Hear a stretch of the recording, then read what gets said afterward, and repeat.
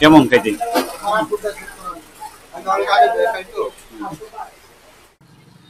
চমৎকার আবহাওয়া, একেবারেই মেঘলাময় একটা দিন। আমরা এই মুহূর্তে আছি মানিকগঞ্জ খান বাহাদুর কলেজের সামনে। এই পিছনে একটা সুন্দর দিঘি এবং এখানে সৌন্দর্য বর্ধনের জন্য কিন্তু এই যে বসার ব্যবস্থা করা হইতেছে। একটা চমৎকার উদ্যোগ, মানিকগঞ্জ পৌরসভার পক্ষ থেকে এই উদ্যোগটা নেওয়া হইতেছে। এই যে এখানেও একটা বেঞ্চ রাখা হয়েছে, আর ওই যে পুকুরের একদম ওই কর্নারেও কিন্তু এরকম একটা বসার ব্যবস্থা করা হয়েছে। আর এটা হচ্ছে আশা টাওয়ার, মানিকগঞ্জের সবচেয়ে বড় একটা বিল্ডিং এর মধ্যে অন্যতম, এবং মানিকগঞ্জের সবচেয়ে বড় বিল্ডিং এর কাজ যখন শুরু হয় প্রথম এই বিল্ডিংটাই মানিকগঞ্জে হয় আমার জানা মতে। তো চলুন আজকের ব্লগটা শুরু করা যাক। তো বন্ধুরা, আমরা এখন সাটুরিয়ার দিকে রওনা হব। মেন রাস্তা থেকে হাতে বাম দিকে হচ্ছে সাটুরিয়া, আর তো এটা হচ্ছে গোলোরা ব্রিজ। গোলোরা ব্রিজের উপর আমরা এখন দাঁড়িয়ে আছি। এই দেখেন, এই যে তো আমরা এখন বাম দিক হয়ে সাটুরিয়ার দিকে রওনা হব ইনশাআল্লাহ। আমরা এই মুহূর্তে ফুকুরহাটি কান্দাপাড়া যে বাজার, এটা ক্রস করে আসলাম। এটা হচ্ছে একটা ব্রিজ, আর এই ব্রিজের পাশে কিন্তু চমৎকার একটা মসজিদ আছে। তো আমরা সাটুরিয়ার কাছাকাছি আছি আর কি। তো এই যে বাইক নিয়ে এখানে দাঁড়াইলাম আর কি। এখানকার আসলে গ্রামের প্রকৃতিটা আসলেই অসাধারণ সৌন্দর্য। না, এক সময় দেখতাম যে সাটুরিয়া থেকে যত বাস এখান থেকে ছাড়তো আর কি। এটা হলো টার্মিনাল ছিল। হ্যাঁ, এই তো জায়গা নাই। শশা তো সব হাইব্রিড। এখন দেশাল শশা পাইবেন না, বুঝছেন না ভাই? এখন সব হাইব্রিডই পাইবেন। কত করে কাকা এই শশা? তো ঈদের পরের দিকের বাজার, তো এই জন্য শশার দাম 50 টাকা কেজি যেতেছে। তবে শশাটা খুব একটা কোয়ালিটি ভালো লাগলো না।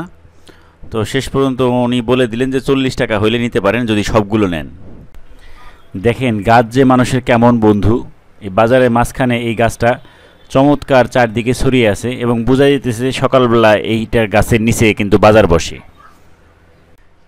তো সাটুরিয়া মাছের বাজার এসেও দেখলাম একরকম ফাঁকাই, কারণ ঈদ হয়েছে কেবল 2 দিন হইল। এই যে এখানে যেমন কয়েকজন রুই মাছ কেনার জন্য দাঁড়াইছে। এই রুইগুলো 400 টাকা কেজি চাইলো। আমার কাছে দামটা একটু বেশি মনে হইল। মূলত বাড়িতে একটা দোয়ার অনুষ্ঠান আছে, এই জন্য আমরা কিছু কেনাকাটা করার জন্য আসছি। তো এই দোকান থেকে বেশ কিছু মালামাল নিলাম। তো ওনার ব্যবহার অনেক ভালো লাগলো। আমাদের গ্রামের বাড়ি থেকে আমাদের বড় ভাই দেলোয়ার ভাই, মাহবুব ভাই এবং শহীদুল আসছে, আর আমি মানিকগঞ্জ থেকে হচ্ছে আসছি। এই 4 জনে মিলেই মূলত এই কেনাকাটাগুলো শেষ করলাম। এরপরে হচ্ছে ওনাদেরকে বিদায় দিয়ে আমরা আবার সাটুরিয়া থেকে মানিকগঞ্জের দিকে ব্যাক করব। এটা মূলত হলো হোসেন ভাইয়ের মুড়ি ভর্তা। হোসেন ভাই তাহলে আপনি না? ও আচ্ছা আচ্ছা। ছোট ভাইগুলো আপনার মুড়ি নাকি বানানো অনেক ভালো হয় যাই শুনছি। তাহলে খেয়ে দেখি আপনাদের বানাইছে। এক প্লেট, হ্যাঁ এক প্লেটে মানে 50 টাকার একটা বানাইবার।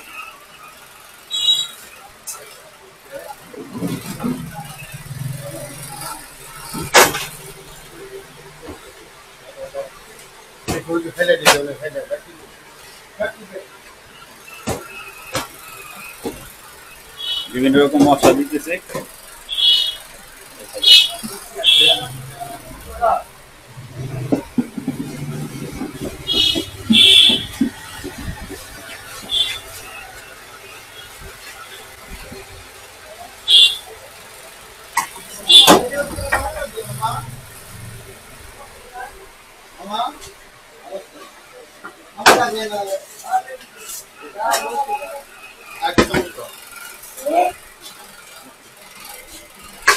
এটা কি 50 টাকা না?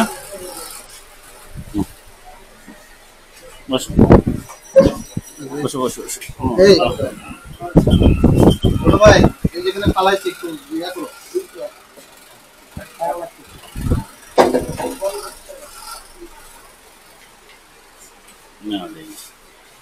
হোসেন ভাইয়ের মুড়ি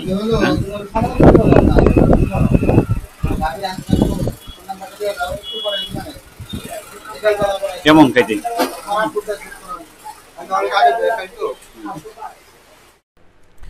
সত্যি কথা বলতে খেতে একেবারে যে আহামরি খুবই ভালো লাগছে সেটা বলবো না, তবে খারাপ না, আলহামদুলিল্লাহ।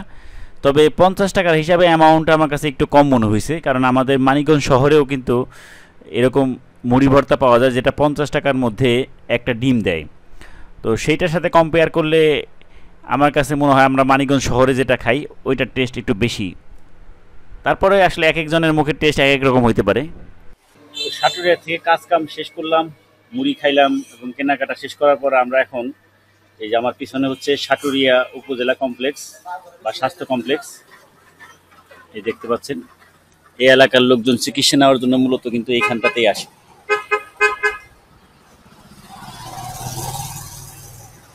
এখান থেকে হচ্ছে গোলরা হচ্ছে 9 কিলোমিটার দূরে। আমরা এই মুহূর্তে আছি মেডিকেল ইনস্টিটিউট সাটুরিয়া মানিকগঞ্জ বা MATS। এটা মনে হয় এখনো উদ্বোধন হয় নাই। মাঠে প্রচুর ঘাস জমে গেছে। এই যেখানে পুরুষ হোস্টেল, ডান পাশে হচ্ছে পুরুষ হোস্টেল, বাম পাশে হলো মহিলা হোস্টেল।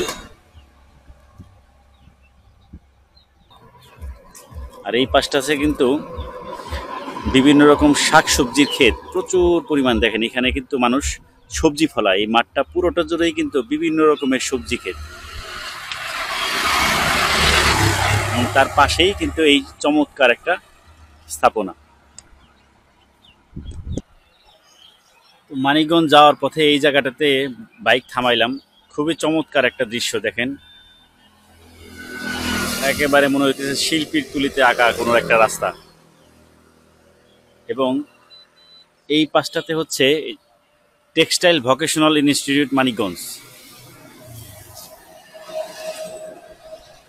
এই প্রতিষ্ঠানটা আসলে চালু আছে কিনা আমি শিওর না।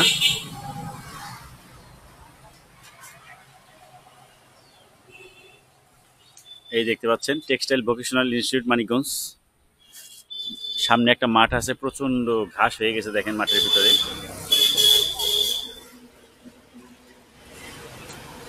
তো এইখান থেকে আর সামান্য একটু আগাইলে মানিকগঞ্জের দিকে মানিকগঞ্জ সরকারি মেডিকেল কলেজ আমরা চোখে পড়বে হাতের বাম পাশে।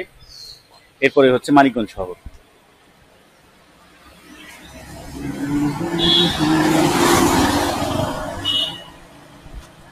খুবই চমৎকার একটা রাস্তা। তো সুপ্রিয় দর্শক মণ্ডলী, ভিডিওর লাস্ট পার্টে এসে আমরা দাঁড়িয়েছি হচ্ছে মানিকগঞ্জ মেডিকেল কলেজ হসপিটালের সামনে। এটা মানিকগঞ্জ জেলার মধ্যে সবচেয়ে বড় হসপিটাল। এটা পরিপূর্ণভাবে এখনও চালু হয় নাই, তবে আশা করতেছি খুব তাড়াতাড়ি এটা পরিপূর্ণভাবে চালু হয়ে যাবে। তবে এই ধরনের একটা প্রতিষ্ঠান থাকা মানিকগঞ্জের জন্য অবশ্যই একটা গর্বের ব্যাপার। তো আজকের ভিডিওতে র্যান্ডমলি আপনাদেরকে অনেক কিছু দেখানোর চেষ্টা করলাম, সাটুরিয়া থেকে শুরু করে মানিকগঞ্জের অনেক কিছু। তো ভিডিওটা ভালো লাগলে লাইক, শেয়ার এবং কমেন্ট করার জন্য অনুরোধ রইল। ধন্যবাদ সবাইকে।